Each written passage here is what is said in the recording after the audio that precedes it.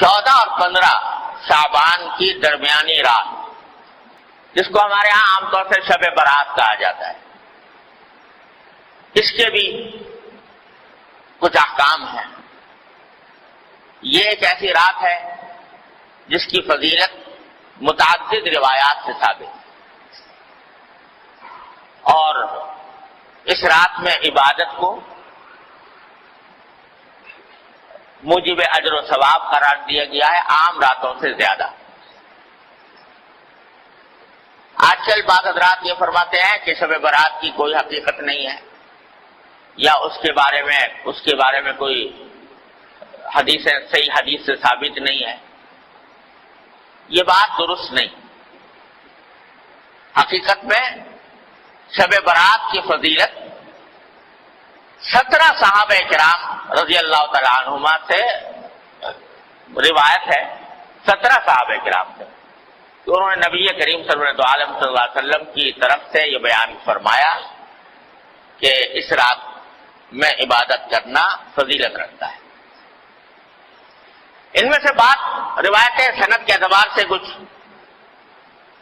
کمزور بھی ہیں، لیکن مجموعہ ان تمام روایتوں کا 17 روایتوں کا یہ بے اصل اور بے بنیاد نہیں۔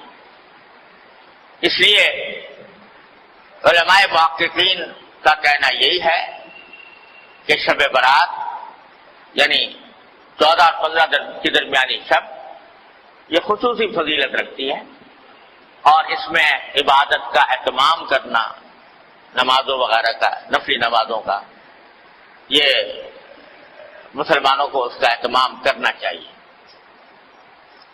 اور اس میں بعض روایتوں سے معلوم ہوتا ہے کہ اللہ تبارک و تعالیٰ کا منادی اس رات میں آواز لگاتا ہے کہ الا هل من مستغفر فاغفر له، سنو کیا کوئی ہے جو اپنے گناہوں کی مغفرت مانگنے والا ہو اور میں اس کی مغفرت کروں۔ هل من مبتلا فاعافیہ، ہے کوئی مبتلا مصیبت، مشکلوں میں مبتلا جس کی مصیبت کو میں عافیت سے تبدیل کروں۔ یہ ساری رات اللہ تبارک و تعالیٰ کی طرف سے اعلان ہوتا رہتا ہے۔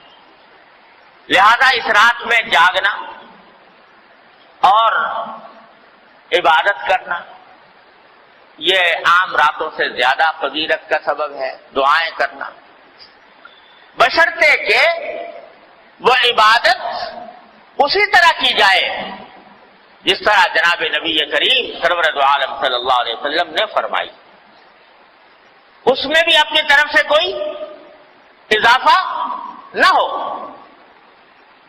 جیسا ابھی میں نے بتایا، مثالیں دی آپ کو کہ اپنی طرف سے اضافہ کوئی شریعت میں مقبول نہیں۔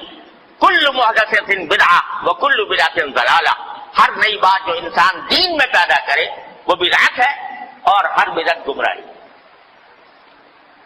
تو شیطان تو انسان کے پیچھے لگا ہوا ہی ہے، اسے دیکھا کہ یہ رات فضیلت والی آنے والی ہے، تو اس فضیلت والی رات میں مسلمان متوجہ ہوں گے، اللہ تعالیٰ کی طرف رجوع کریں گے، عبادتیں کریں گے، دعائیں مانگیں گے، تو میرا تو گھاٹا ہو گیا۔ لہذا اس نے ایسے ایسے طریقے ایجاد کروا دیے کہ لوگ جو ہے عبادت سے ہٹ کر ان طریقوں میں لگ جائیں، اور ان کی وجہ سے اس رات سے جو فائدہ اٹھایا جا سکتا تھا وہ نہ اٹھا سکتا۔ کیا کے طریقے گڑھ لیے کہ بھائی نماز پڑھو یا نہ پڑھو، شب برات کا حلوہ ضرور پکاؤ۔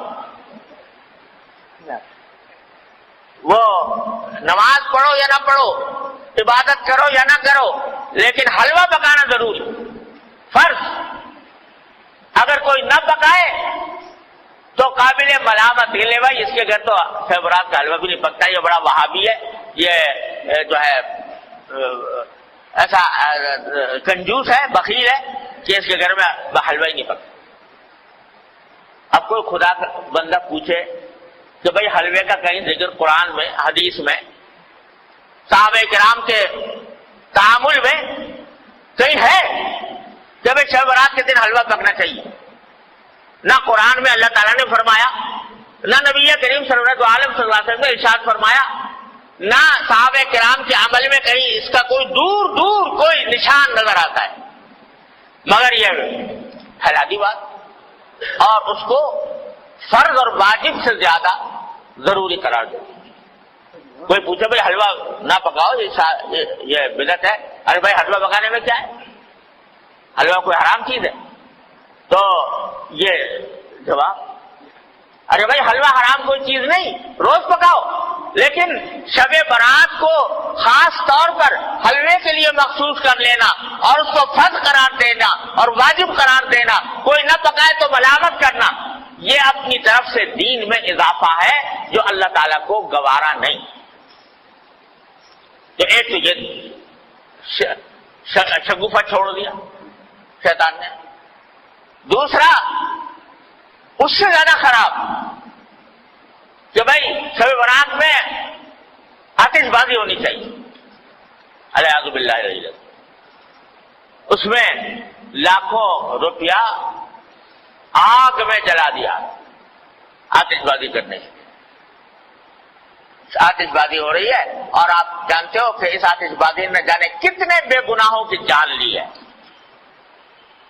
بوری بازار کراچی کا آج بھی گواہ ہے اسی شب برات کی آتش بازی کی ہلاکتوں کا گواہ ہے کہ کس طرح پورا کا پورا بازار جو ہے وہ نظر آتش ہو گیا، جل کر بھسم ہو گیا. اب یہ بھی وہ بات ہے کہ نہ قرآن میں، نہ حدیث میں، نہ صحابہ کرام کے تعامل میں، نہ بزرگان دین کی وصیتوں میں کہیں بھی نہیں اپنی طرف سے شب برات کے ساتھ آتش بازی کا شگوفہ چھوڑ دیا. یہ شیطان. حلوہ پکانا تو چلو بھائی عام دنوں میں جائز تھا، حلال تھا. یہ آتش بازی جو ہے تو عام دنوں میں بھی اس طرح آتش بازی کرنا کہ جس میں پیسے کا ضیاع ہو، جس میں جانیں ضائع ہونے کا اندیشہ ہو، یہ تو عام دنوں بھی حرام ہے. تو اس مبارک رات میں جس میں اللہ تعالیٰ گناہوں کی مغفرت مانگنے کو فرما رہے ہیں، جس میں دعائیں مانگنے کے لیے فرما رہے ہیں، اس میں یہ کام کرنا تو اتنی بڑی بری بات ہے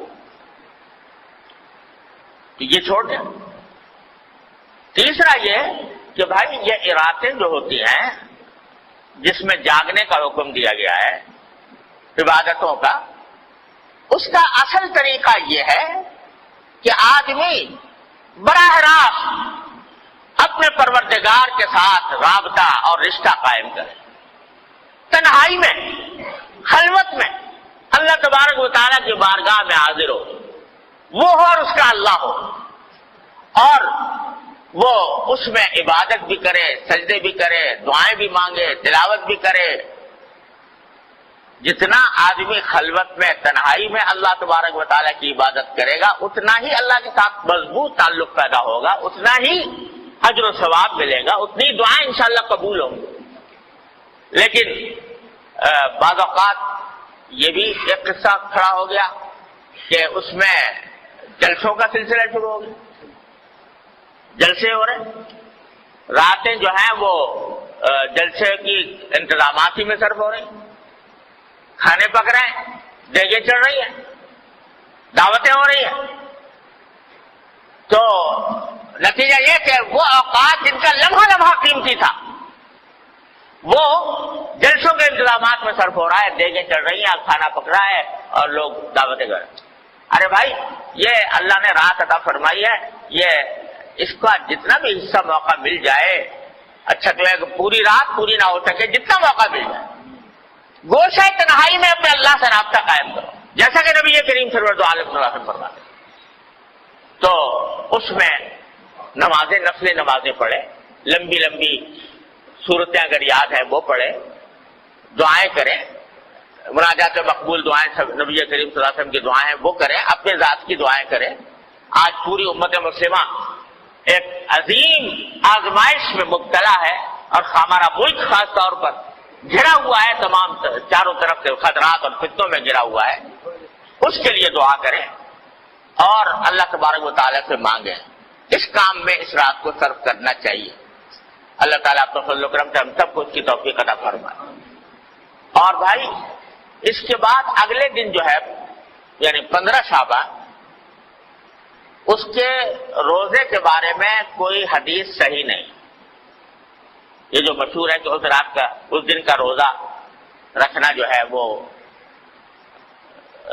خاص طور پر اس دن کا روزہ، اس کے لیے جو حدیث آئی ہے وہ بہت کمزور، ضعیف ہے، قابل اعتبار نہیں.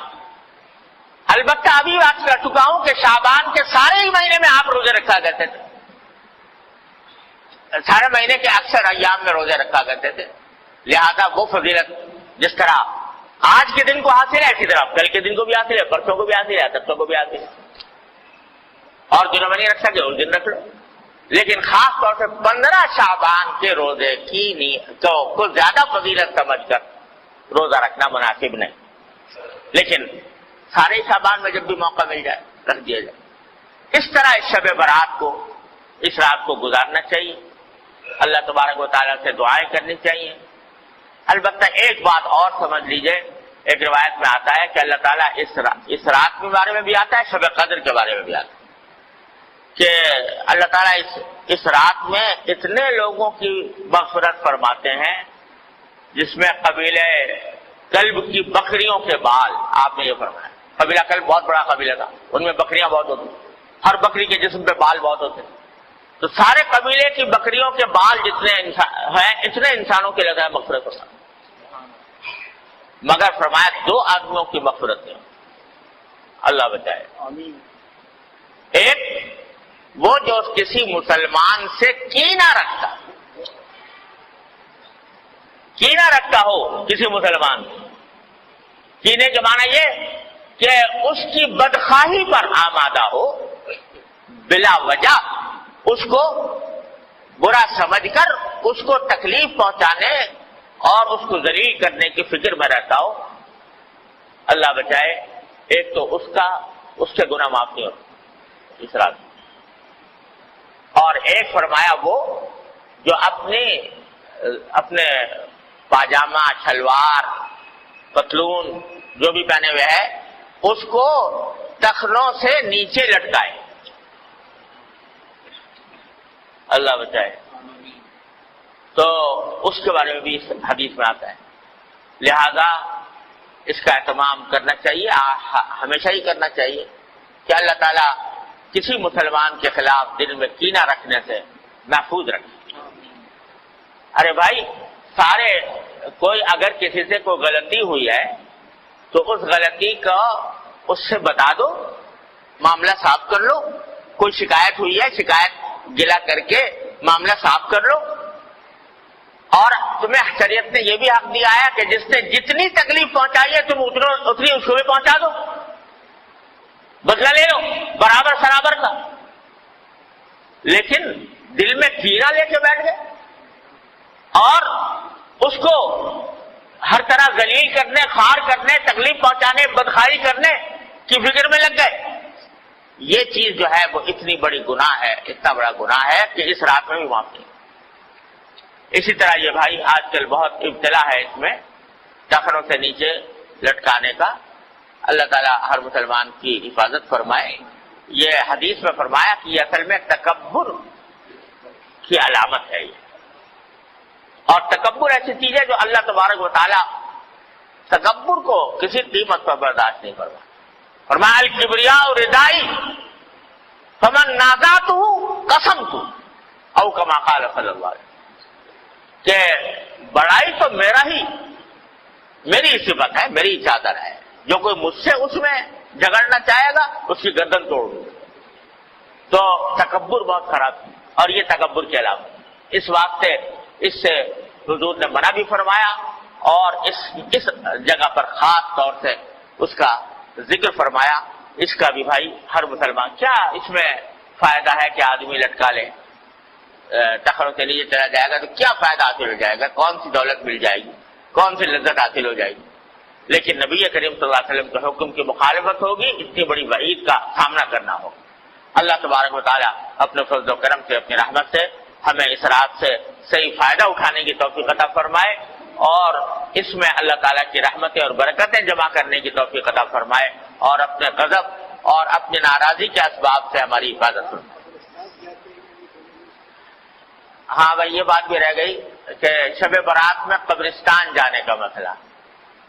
ایک مرتبہ ایک روایت میں آتا ہے کہ ساری حیات طیبہ میں رسول کریم صلی اللہ علیہ وسلم ایک رات، ایک روایت میں ہے، وہ سندن اتنی زیادہ مضبوط بھی نہیں ہے، لیکن بہرحال اس میں آتا ہے کہ آپ جنت البقیع تشریف لے گئے اور وہاں پر دعائیں فرمائیں، قبلہ روح ہو کر دعائیں فرمائیں. لیکن یہ ساری زندگی میں ایک ہی مرتبہ یہ واقعہ ہے، آگے پیچھے ہر سال جانے کا کوئی معمول نہیں تھا. لہذا اگر کوئی شخص جائے اس نیت سے کہ ایک مرتبہ حضور تشریف لے گا میں بھی چلا جاتا ہوں تو کوئی حرج نہیں، لیکن اس کو ایک مستقل سنت قرار دینا کہ ہر سال جانا ضروری ہے، یہ سمجھنا درست نہیں. اس طرح اگر کوئی شخص اگر جا کر اپنے مردوں کے حق میں دعائیں کرے، اپنے حق میں دعائیں کرے تو اس میں کوئی مذائقہ بھی نہیں، نہ موم بتی نہ اگربتی، سب ایمان کا نور چاہیے، موم بتیوں اگربتیوں کا نور. واخر دعوانا الحمدللہ رب العالمین.